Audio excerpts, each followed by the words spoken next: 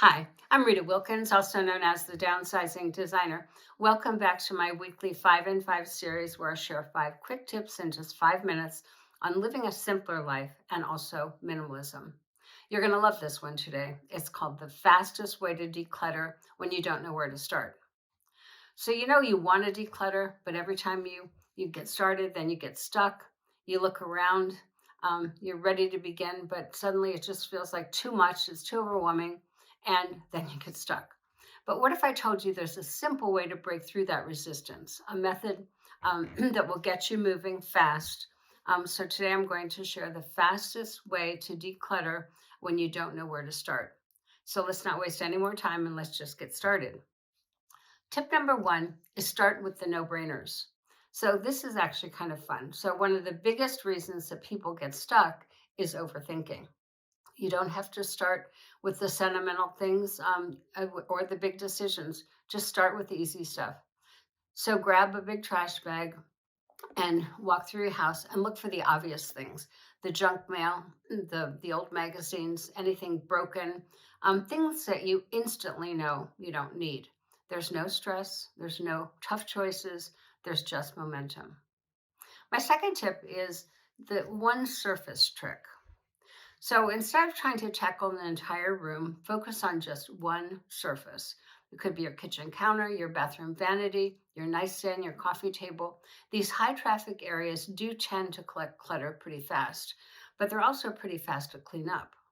So try this. Just pick one of those surfaces, clear everything off of it, and put back only the things that truly belong there. So seeing instant results builds a lot of confidence and it makes you want to keep going.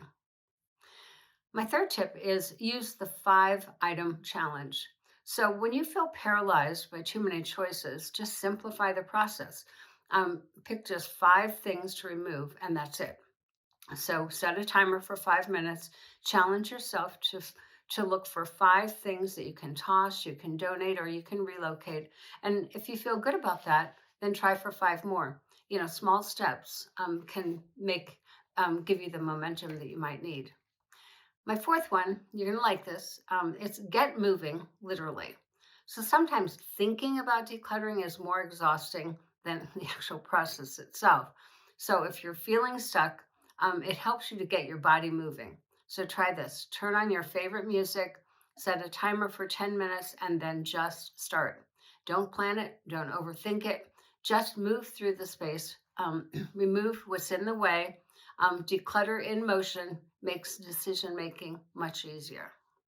And my last tip is end with an easy win. So decluttering is all about building momentum.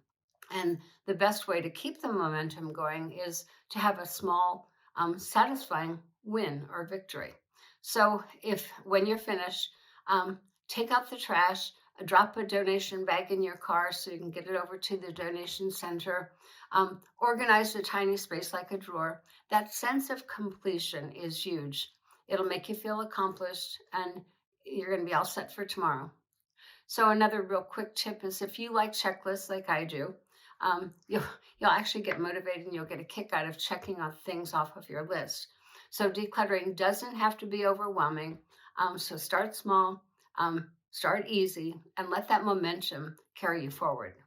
So if you're ready to keep going, grab my little essentials minimalist checklist.